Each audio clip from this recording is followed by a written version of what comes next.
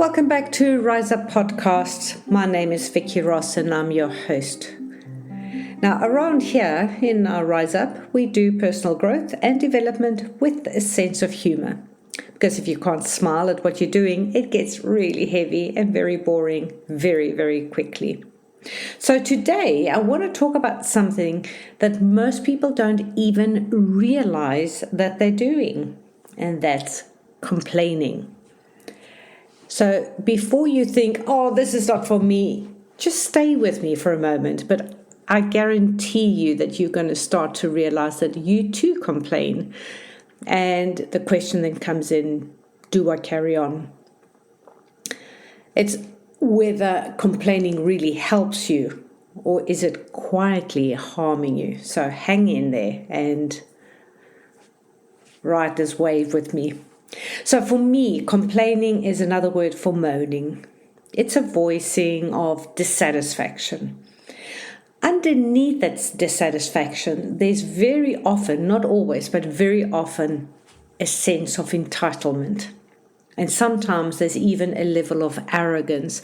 So these are the things I'd like to explore so we can really understand what the complaining is all about. Is it entitlement? Is it arrogance? Or is it something else? Because you've got to think about complaining carries an expectation that something or someone should be different to how they are. They should behave differently with you. They should speak differently with you, or a situation should be different, and it's not. The result is you're not happy. It doesn't meet your standards. It doesn't match how you think it should be, and so you complain. Now, most people see complaining as their right, a way of showing their standards. It's a way of saying, this is not acceptable to me. And I have a right to tell everybody that this is not acceptable to me. And on some level, I would say, yes, fair enough. We all have a right to feel. We all have a right to express. We all have a right to our feelings, all of that. I don't disagree with it. But we do have to ask ourselves a question about, is this harming us or is this okay? And what gets questioned in this whole process is the internal process that already happened before the words ever came out. What people don't realize when they're complaining is they think they're just being honest. They think they're just venting. They think they're just saying how things are. But the only way that we can share anything from the inner world, our thoughts, our feelings, our opinions, beliefs, memories, is through language. Language translates that feeling, that thinking that we have. So long before you speak, the process has already happened in your mind. You've perceived something, you've compared it to how you wanted it to be, you've decided it's wrong, it's unfair, it's unacceptable, and that's where the complaining begins. So language is just the delivery system. So by the time you're speaking it out loud, your nervous system has already got involved. And here's the part that really, really matters. Your unconscious mind cannot tell the difference between reality and fantasy. So when you imagine what's wrong, replay what's happened, rehearse the conversation, explain it again and again, your nervous system experiences it as if it's happening now, which means every time you complained, you're not just talking about the event, you are actually unconsciously reliving it. So you might say to me, so what? Well, let's think about this. If someone was beaten up once and then they replay in their mind repeatedly, they haven't experienced this once, they've experienced it again and again and again, all from the safety and the comfort of their own home. The body doesn't know the difference. And that's what the problem is here. And most people never question that process because they don't understand or know about this. So let's talk about something slightly different because it all ties in at the end. Let's talk about addictions. because this is where people start to feel uncomfortable. When I talk about this as an addiction kind of thing, rather than, oh, I'm just complaining, I should stop. Complaining is addictive. So we're all addicts to complaining. We are addicts to the misery. We love our misery. And if I say this to people go, no, we don't. Then why are you doing it? Why do you keep complaining? So I don't mean it in a metaphorical kind of way, but let's talk about addiction as something external. So if we have an external addiction, for instance, alcohol, drugs, smoking, etc., we call those exogenous chemicals. So we have exogenous outside of our body, we bring them into the body, and then there's a reaction with those chemicals and our body, and then that causes an addiction. But we also become addicted to the endogenous chemicals, endogenous chemicals, the ones of our own brain, the ones that our brain produces. So every emotional state creates chemistry. Not certain emotions, but all emotions, good and bad, strong or mild, pleasant, unpleasant. They carry chemical information. And this is what Candace Pert discovered. Every cell in the body has receptors to receive chemical messages and respond accordingly. And that's how the body knows how to behave, how to do something. It learns from this reaction that every time this happens, this is the chemical, this is the information, this is how the body responds.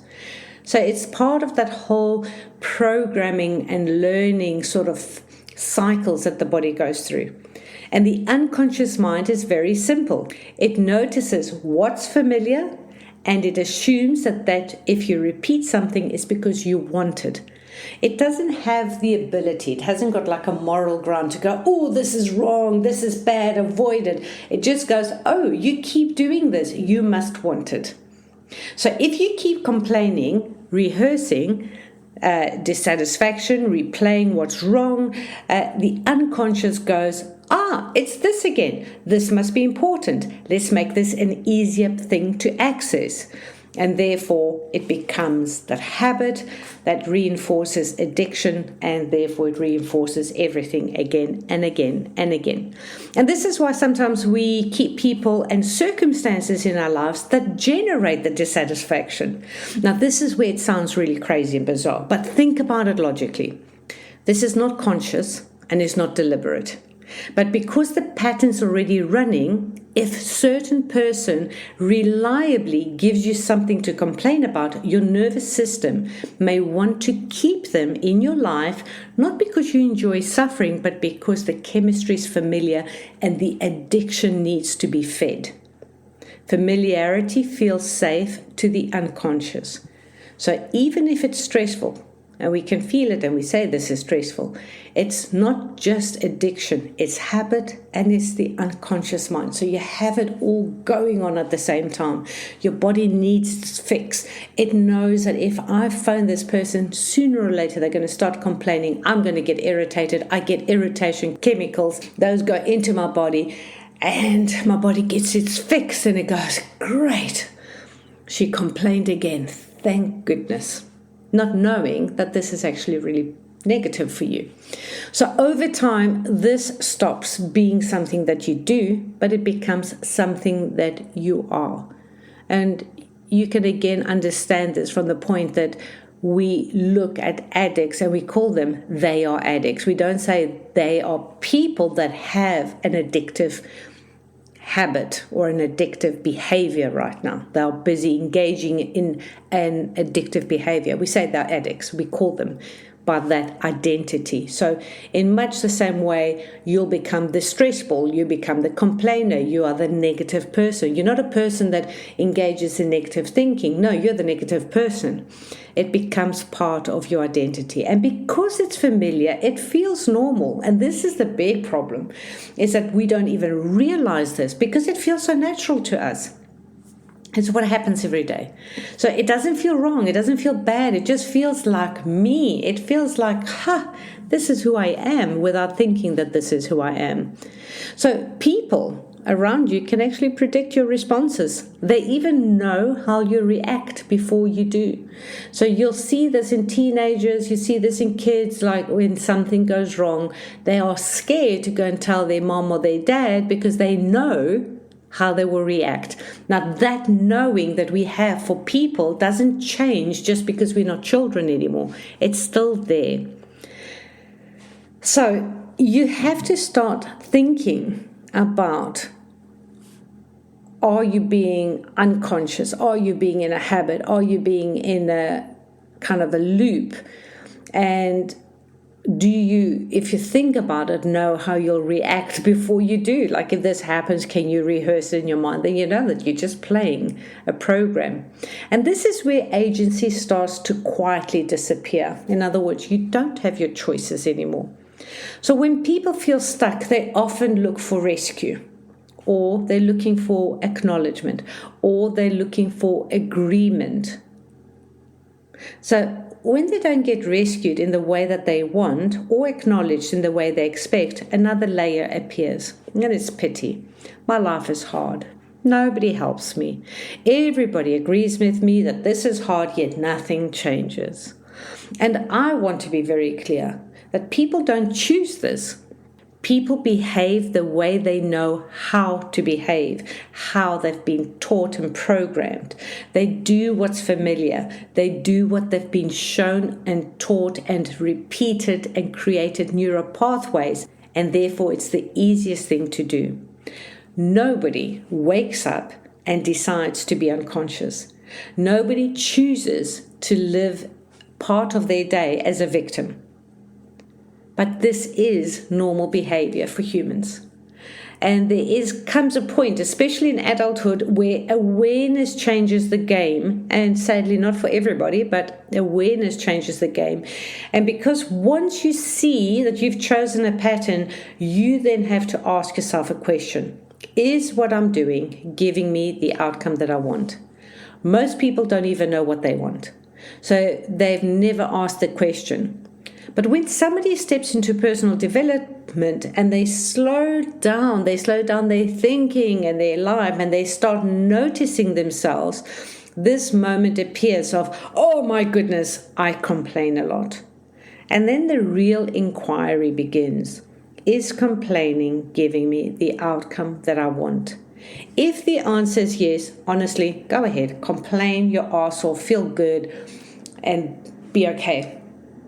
But if complaining stresses you out, if it gives you heart palpitations, if it makes you feel like a victim, if it keeps you in resentment, in fear or blame, then it's not serving you at all. And that's not a judgment. It's just information. So people often avoid responsibility by blaming outwards. They blame the government, their partners, their parents, their in-laws, COVID, the recession, timing, the weather. Because if it's not my fault, I don't have to feel the discomfort of blame and responsibility. Blame feels easier than responsibility, but responsibility is what gives you your choices back in life.